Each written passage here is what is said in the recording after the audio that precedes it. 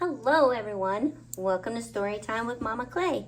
Today I will be reading Corduroy. Corduroy is a bear who once lived in a toy department of a big store. Day after day, he waited with all the other animals and dolls for someone to come along and take him home. The store was always filled with shoppers buying all sorts of things, but no one ever seemed to want a small bear in green overalls. Then one morning, a little girl stopped and looked straight into Corduroy's bright eyes. "Oh, Mommy," she said, "look, there's a very bear I've always wanted."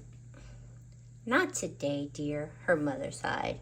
"I've spent too much already. Besides, he doesn't look new. He's lost the button, one of his shoulder straps."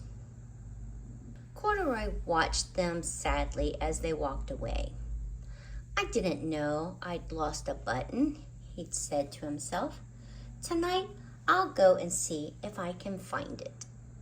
Late that evening, when all the shoppers had gone and the doors were shut and locked, Corduroy climbed carefully down from his shelf and began searching everywhere on the floor for his lost button. Suddenly, he felt the floor moving under him. Quite by accident, he had stepped onto an escalator, and up he went. Could this be a mountain? He wondered. "I think I've always wanted to climb a mountain." He stepped off the escalator as it reached the next floor, and there, before his eyes, was a most amazing sight. Tables and chairs and lamps and sofas and rows of beds. "This must be a palace," Corduroy gasped. "I guess I've always wanted to live in a palace." He wandered around admiring the furniture. "This must be a bed," he said. "I've always wanted to sleep in a bed." And he crawled onto the large, thick mattress.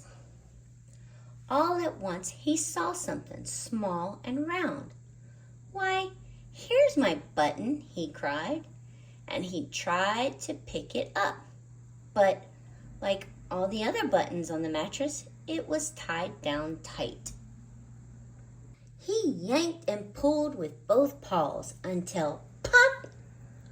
Off came the button, and off the mattress Corduroy toppled. Bang! Into a tall floor lamp. Over it fell with a crash. Corduroy didn't know it, but there was someone else awake in the store. The night watchman was going his rounds on the floor above. When he heard the crash, he came dashing down the escalator. "Now, who in the world did that?" he exclaimed. "Somebody must be hiding around here." He flashed his light under and over sofas and beds until he came to the biggest bed of all. And there he saw two fuzzy brown ears sticking up from under the cover. "Hello," he said. "How did you get upstairs?" The watchman tucked Corduroy under his arm and carried him down the escalator and set him on the shelf in the toy department with the other animals and dolls.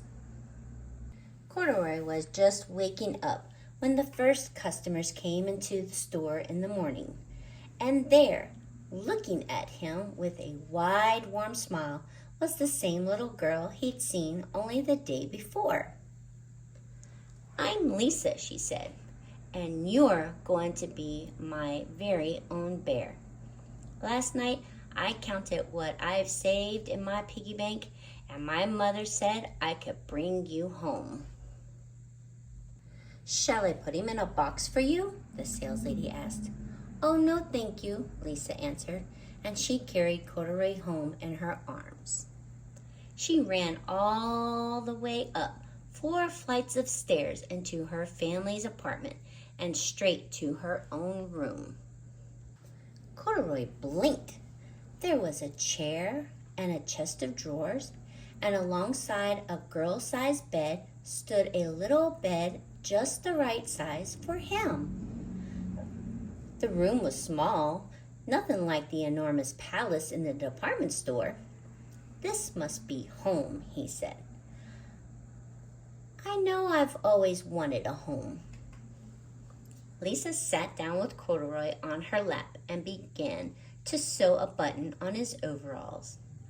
"I like you the way you are," she said, "but you'll be more comfortable with your strap fastened." "You must be a friend," said Corduroy. "I've always wanted a friend."